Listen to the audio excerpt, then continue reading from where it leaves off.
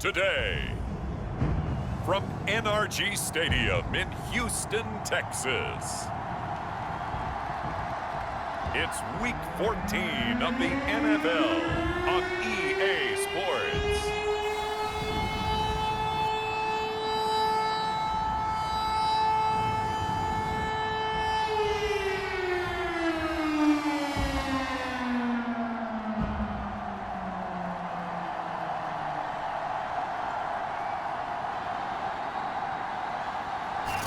It's the National Football League presented by EA Sports. Today, it's a Week 14 matchup that should be a good one between the Seattle Seahawks and the Houston Texans. Two teams trying to stake their claim to postseason football. Week 14 of the NFL is underway. Well, now how about this return? And good starting field position. He'll get this one all the way up to about the 35-yard line. Ball up to the 35 now as they come up on 1st and 10. On the run, here's Anthony McFarland. And that's not the start that he was looking for, as he's going to be met and dropped behind the line. It'll go as a loss of a yard on the game's first play. 2nd down.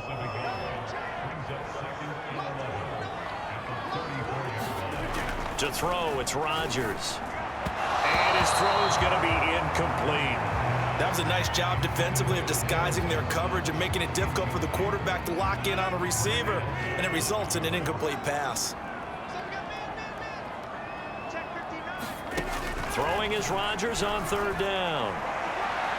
And the throw there going to be incomplete. So the defense able to get off the field here on 3rd down. And it's one of the goals of the game. They've got to be effective on passing downs. It's one of the few things defenses chart. How did we do on 3rd down? That's a nice start for them in this one. Just a 25-yard punt. Not what he was hoping for by any stretch.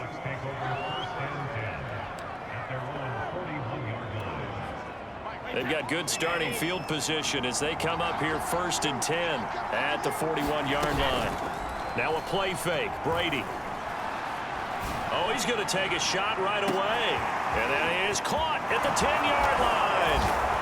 And all the way in, touchdown Seattle. DeAndre Hopkins, his 4th touchdown on the year. And the Seahawks have taken a first-quarter lead. Both sides of the football in sync early. You force the 3-and-out, and then you take it down, score points. You know what that tells me? They sold their game plan really well. Head coach said, listen, we're just going to stop them on 3-and-out. We're going to take the ball downfield and score. But he also told them how it was going to happen. They're going to run this. We're going to stop it. Then we're going to take the ball. They won't be able to keep up with us. And they got it done. And no effort to bring this one out. It's a touchback. So now we get set to see Houston for their 2nd drive of the ball game. And they'll certainly be trying to do better than that first drive where they went 3-and-out. And sometimes the first drive is just simply to settle nerves. You know what it's like at the start of a game with the emotion. Guys are a little bit jumpy. But you do. Oh, you understand the same way. It's just like us calling one, right? Making sure we ease into the game, let it come to us. Well, you went and 3 now and they out. have that opportunity. No, you didn't go 3 and out. I went 3 and out on that first drive. I'll try to do better here. And that'll fall incomplete. He was hit just as he let that go. And now it's 3rd down. An incomplete pass on that last play, and that means they'll need to come up with something here on 3rd down. Now a deep ball here, hauled in just past the 50. And he is going to have a Texans first down as they're able to get the 3rd down conversion. They chalked that one up as a gain of 34 on 3rd down. So the big play gets him across midfield now for 1st and 10. Working from the gun, Rodgers. Charles, a tough task ahead for this defense, trying to slow down Aaron Rodgers. What would you be trying to do? I would think about selective pressure, Brandon, and what I mean by that is he's going to eat you up if you blitz him too often because he'll read that and go to the man coverage patterns. But every now and then you bring that pressure at him, make him deliver the ball on time. It's when he keeps the ball, maneuvers out of the pocket, and throws deep, that's when you're in big trouble. On play action, Rodgers. Now look out, Rodgers lost the football, and the Seahawks have picked it up. And the possession is theirs at their own 43-yard line. He was under duress, surveying, trying to find somebody to get the ball out of his hands. In the meantime, the defense, they took it out of his hands. And when the ball snapped, I know exactly what the defense is thinking. Get a sack, put him on the ground. But when you can also knock the ball free while doing so, oh, there's the bonus for you as a defender. And this is dropped. Oh, boy. A chance for a big play early, but he could not secure it. As this old brain remembers, when I see 5 wide receivers on the field as a defender, I know the ball's coming out hot. They expected it and got there and popped it free. Going deep for Hopkins. And this is caught inside the 5. When he launched that football, I'm guessing he was thinking end zone, but he'll take it. Now they're knocking on the door. I like the way you can read his thoughts. Think of it from the opposite side of the ball. They thought they had a chance to make a play and knock it away. Didn't get it done. Can they reset now and hold them to a field goal? And he will take this one in for the Seattle touchdown. Darrell Williams. His 5th touchdown now on the year. And the Seahawks lead this now 13-0 here in the opening quarter of the ball game. Nice job of polishing off that drive, but all the credit there goes to that play prior. Yeah, it certainly does, because after that big play, I think resistance almost felt futile at that point, didn't it? And the very next play, they come right back, quick, fast, and in a hurry, and put it in the end zone. Now we're going to get a timeout here as it looks like there's a Seahawk injured on the play. Well, he gets attended to. We'll step aside.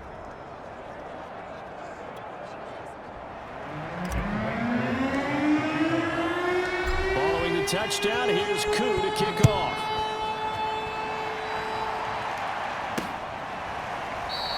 And he'll just sit on this one as their drive will start at the 25. Houston set to take over. And last time the turnover on the fumble, and they were in enemy territory, so that had to be very frustrating. Down on the scoreboard here, can't do it again. You nailed every part of what was frustrating. Down on the scoreboard, had a drive going, and pushed it past the 50-yard line, so they thought they were in striking distance, and to come away with nothing, not a good feeling at all, to put it mildly. Now they can't afford to do that again. Yeah, now can they get that bad taste out of their mouth here? These are his numbers from last week's contest.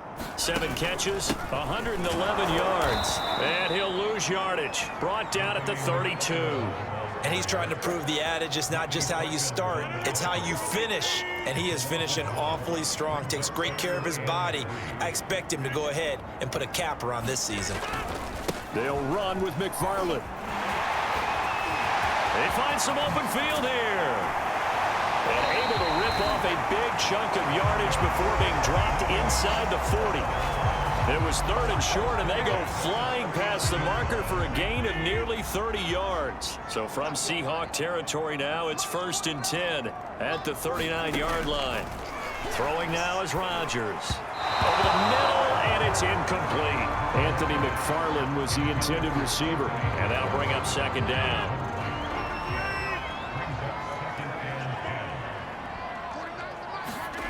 Here's Rodgers. Finds his tight end Oliver here outright. Touchdown, Houston. Josh Oliver, his fourth touchdown on the year. And the Texans have cut it to within a score. For a big tight end, he can sure move like a slot receiver when he gets a head of steam going. And as a defensive back, you've got a big decision to make when he's moving like that. Extra point by Nagar is up and good. And the lead will shrink to 6. Out is the Texans kick team as they'll send this one away. Fielded right around the 8. And he'll take it a yard or so past the 20, call it the 21.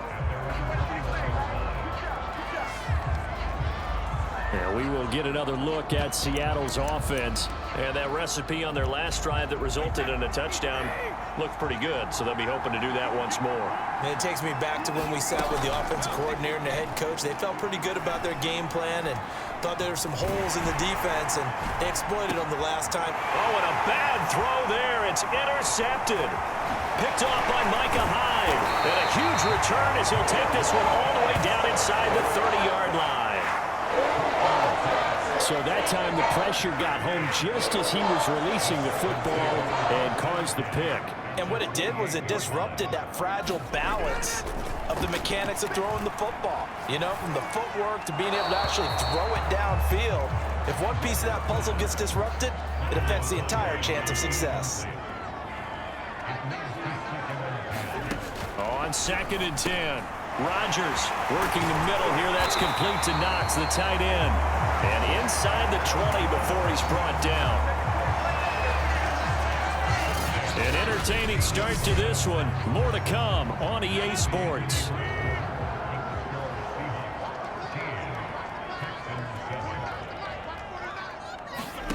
Rodgers now on 1st down. We'll get this one to McFarland out of the backfield. And this will leave him a yard short. Nice pickup of 9 yards on 1st down. It'll be a gain of 9, and that'll make it 2nd and short. Rodgers to throw once more. Looking end zone, but it's incomplete. The Texans on 3rd down. They've been okay, 2 for 3 thus far. They're up against a 3rd and 1 situation. From the gun, it's Rodgers. This pass complete to Reynolds. And he will have the 1st down before he's brought down at the 3. 3 yards there, good enough to keep the drive moving. Shotgun now for Rodgers. And that is caught. Touchdown, Texans. Chris Godwin, his 5th touchdown now on the year. And the Texans are an extra point away from taking the lead. A lot of people might call this backyard football. Sometimes just understanding who you've got out wide and who you're going to throw it to. Give him an opportunity to go up and make a play, even when contested. Looks like that one worked out pretty well. The trust factor in effect. An extra point by Nagar is up and good. And with it, his guys take the lead here by a point.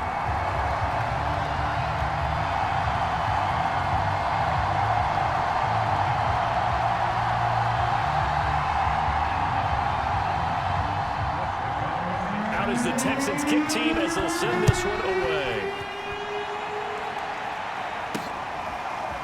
And this is going to be returned from the middle of the end zone. And only able to get this to the 19, so probably should have opted for the touchback. Tom Brady leads the offense out for their next possession. He's had a solid start to this game, but bottom line is they're losing, so he doesn't care about his stats. He just wants to right the ship on the scoreboard. He wants to actually increase his stats because he feels like if he does, that means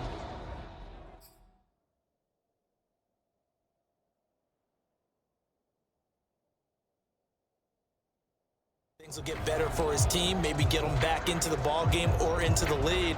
In these situations, I remember playing with a quarterback once where he actually ran out onto the field first ahead of everyone else just to say, guys, let's go. Try and create that energy, create that spark. Well, so far he has 1 touchdown, 1 interception. He'll be looking for that 2nd touchdown now. Going deep for Hopkins. And this is dropped. Oh, it's incomplete. He had a big gainer in his sights, but he could not reel it in. An incomplete pass on 1st down. That leads to a 2nd and 10. On play action, now Brady. Looking middle, and it's incomplete. Henry Ruggs, the intended receiver. And it's 3rd down. Here's Brady to throw. And that is incomplete. So touchdowns on their first 2 drives, but looking like that won't be the case here. Yeah, it looks like someone put their dukes up a little bit, doesn't it? Maybe decided to finally make a stand because those first 2 drives, they got run over. Now, finally, got their feet under them, got a little bit of balance. They're getting off the field. A throw left side, caught by the tight end, Freiermuth. Defensively, a bit of a collapse, allowing the 4th down play to result in 23 yards.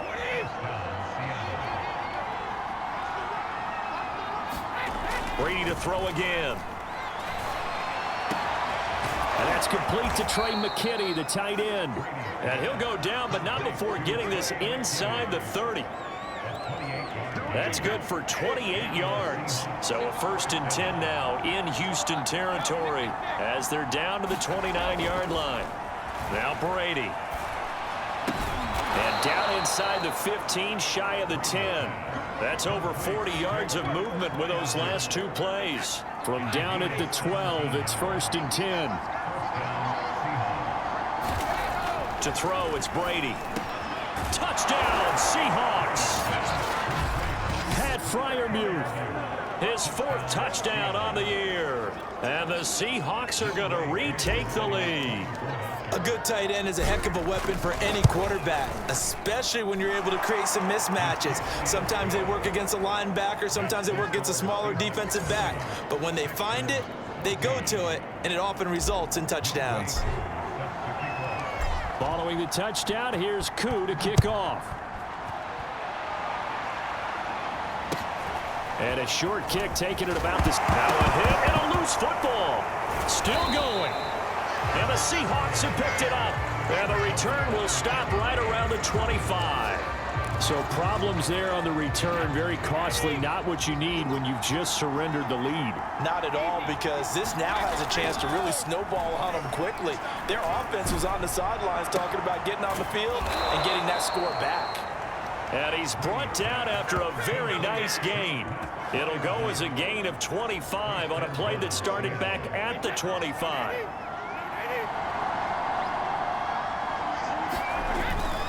They'll look to run with Dallas. And this will result in him losing yardage. Back to the 3. A loss of 2 there. 2nd down.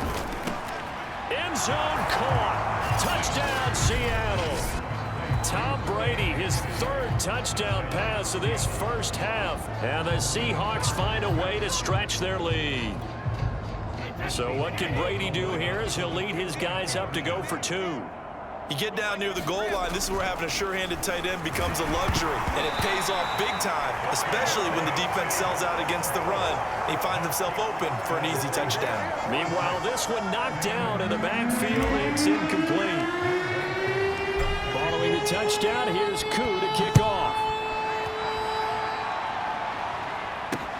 This taken in at the goal line. And he'll be stopped right around where he would have been had he gone down to a knee, maybe a yard shy of there at the 24. Houston's offense already at the line, set to get going. And Charles, the way touchdowns have come so fast and furious for both sides in this thing, it's starting to feel a little bit more like maybe a tennis match in a football game. Yeah, I like your description there. Maybe we're sitting in a nice royal box watching this type of a game. But let's face it, right now, the way it's going back and forth, it's going to come down to who can get a stop. A reminder, once we hit halftime, as we do all season, we'll send it down to Jonathan Coachman in Orlando. He'll have all the stats and scores from games in progress around the NFL. The best multitasker in the business, the coach. I think he's got to be careful not to force anything into coverage right there. There weren't really any throwing lanes, but the best part for him, he's got second and third down to fall back on. And that one's going to be off target and incomplete. Feels like they're getting caught in between here because they did incompletions on first and second down. Now you got to worry a little bit about the clock because you prefer not to give them another shot here in the first half. If you don't pick up the first down, guess what? You're likely going to have to. And that is incomplete. That could be the stop this defense needed to get them back on track. They've been pretty well dissected by the offense here in the first half. After that possession, now they know that they can compete with this offense. And the punt team on now as this one's sent away.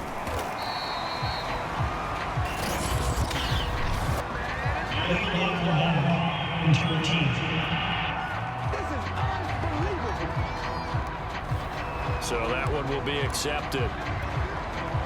So the special teams penalty cost some yardage there as they come out on 1st and 10. Brady going to throw. Hit as he throws there, incomplete. Well, we always talk about how you've got to be quick when you go through your progressions, and here's another prime example. Trying to look downfield, he was standing in the pocket, but just couldn't find anyone open, could he? No, not enough time. They hit him and forced that incompletion. And that is incomplete. A lot of force bearing down on him there. He could not hang on. It's 3rd down. So back-to-back incompletions, and that has him staring at a 3rd and 10. That's taken in by the tight end, McKinney. And he is going to have a Seahawks first down as they're able to get the 3rd down conversion. 23 yards on the play. Now Brady again.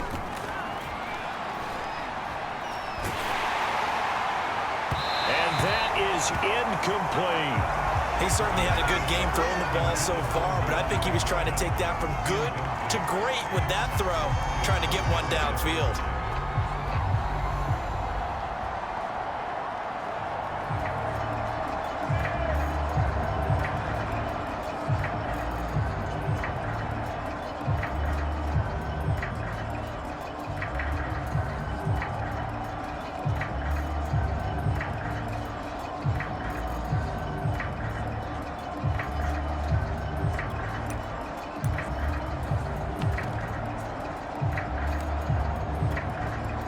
Here now is 2nd and 10, again from the 41.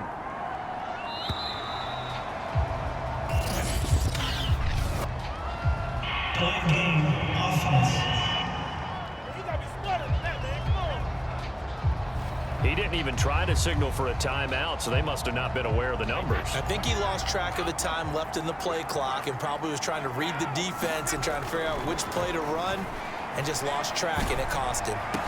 And he'll be taken down, but not before he works it past the 50. The Seahawks moving pretty well through the air. Another first down. That's complete to the fullback, Ricard. And they will get the first down here as they move into field goal range as well, inside the 25. Now Brady, 25 yards that time. Looking left side, it's complete. He's got it. Now a timeout taken. Perhaps a chance for one more quick play and then another timeout if they hurry. We'll see.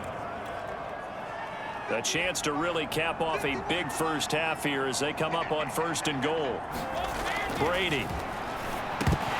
And that'll be incomplete with just 6 seconds left on the clock.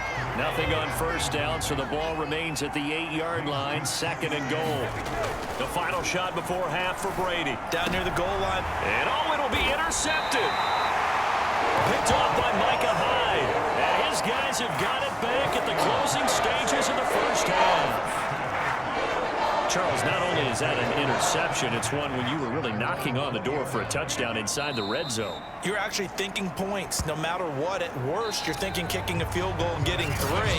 We might look back on this in the second half and say, you remember when they didn't get points on that drive? This could cost them.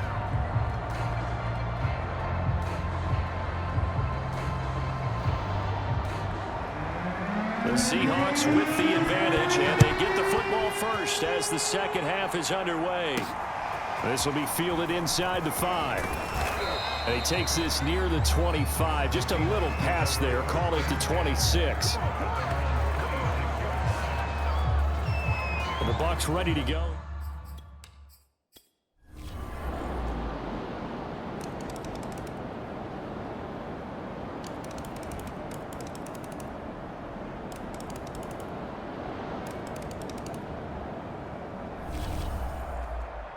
Well, Charles, it's one thing to win. It's another thing to win and put up the amount of points that they did. Boy, were they clicking on offense. They can't help but feel great about themselves, can they? I mean, what a game to put up that number of points, continually feeling like they're moving the ball and things are working and clicking. They think that they can bottle this and carry it with them. As an offensive coordinator, you just don't think you can do anything wrong. Whatever you call, run, pass, it's all going to work. That's called being in the zone.